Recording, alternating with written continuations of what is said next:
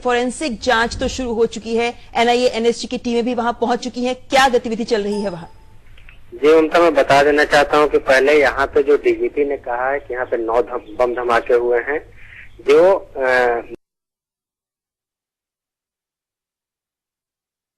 कहीं ना कहीं से तस्वीर साफ करने की कोशिश की जाएगी। बहुत बहुत शुक्रिया सुधाकर हमारे साथ जुड़ने के लिए। और इस बीच इस धमाके के बाद राजनीतिक प्रतिक्रियाएं भी आनी शुरू हो गई और कांग्रेस महासचिव दिग्विजय सिंह ने घटना की कड़ी निंदा की। उन्होंने कहा कि धमाकों की बारीकी से जांच होनी चाहिए और दोषियों को किसी बख्शा नहीं जाना चाहिए। और भाजपा अध्यक्ष राजनाथ सिंह ने बोधगया में हुए आतंकी हमले की कड़ी निंदा करते हुए कहा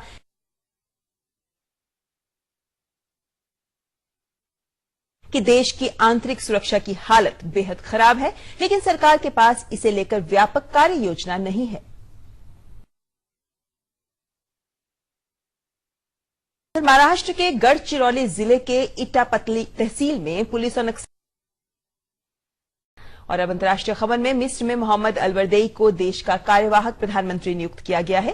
काहिरा विश्वविद्यालय से। और अब खबर खेल जगत से। फ्रांस की मारियन बार्तोली ने विंबलडन का महिला एकल खिताब जीत लिया है। शनिवार को खेले गए फाइनल में बार्तोली ने जर्मनी की चैंपियनशिप के आखिरी दिन भारतीय एथलीट्स ने अच्छा परफॉर्म किया है। और अब खबर आपके स्वास्थ्य से जुड़ी हुई। मौसम ने क्या करवट बदली कि बीमारियों ने भी दस्तक देना शुरू कर दिया। बरसात का मौसम शुरू होते ही डेंगू ने भी पांव पसारना शुरू कर दिया है।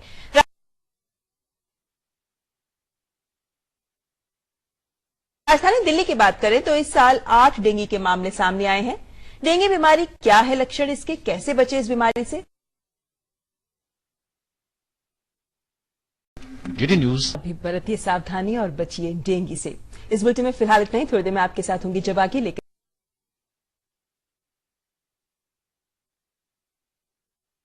English news. नमस्कार।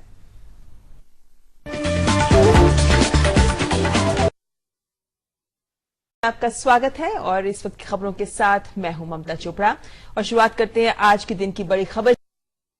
बोधगया में विश्व प्रसिद्ध महाबोधि मंदिर में आज सिलसिलेवार 9 धमाके, 2 विदेशी पर्यटक घायल हो गए। महाबोधि मंदिर में आज सुबह 5:30 बजे से 6 बजे के बीच ये धमाके हुए। ने महाबोधि मंदिर परिसर में इन 9 धमाकों की पुष्टि की है। फोरेंसिक विभाग की है। एक के बाद एक। दिल्ली से मंजीत ठाकुर और नीरज सिंह की रिपोर्ट, डीडी न्यूज।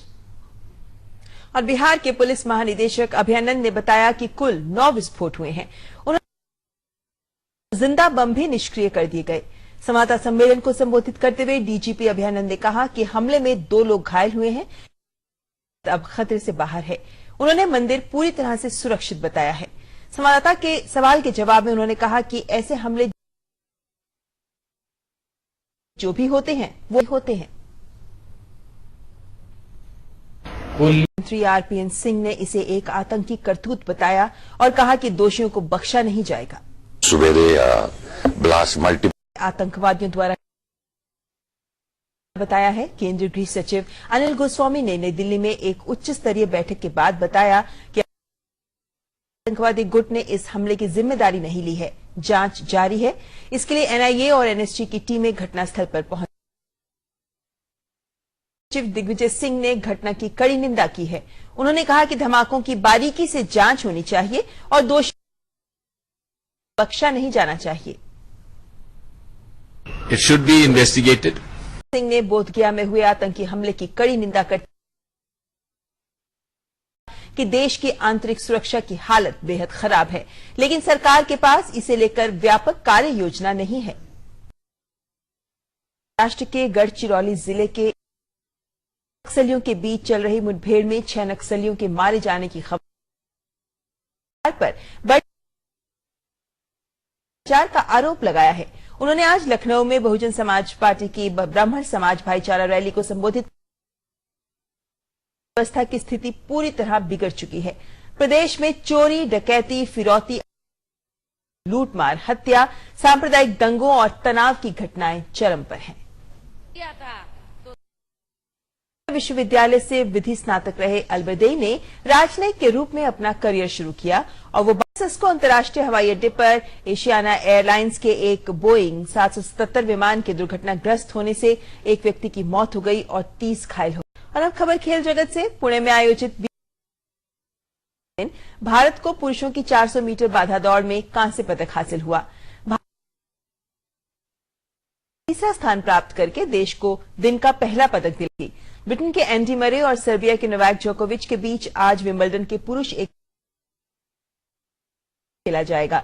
मरे ब्रिटेन के 77 साल के खिताबी सूखे को खत्म कर इतिहास रचने की कोशिश करेंगे, तो वहीं जोकोविच इस खिताब को जीतने के लिए तैयार हैं। ब्रिटेन के नंबर 1 टेनिस खिलाड़ी और फ्रांस की मारियन बार्टोली ने विंबलडन का महिला एकल खिताब जीत लिया है। शनिवार को खेले गए फाइनल में बार्टोली ने जर्मनी की सबीने लिसिकी को सीधे सेट्स में 6-1, 6-4 से शिकस्त। पहला ग्रैंड स्लैम है। वो 2006 में एमिली मॉरिस्मो के बाद से विंबलडन जीतने वाली फ्रांस की अब पहली खिलाड़ी हैं।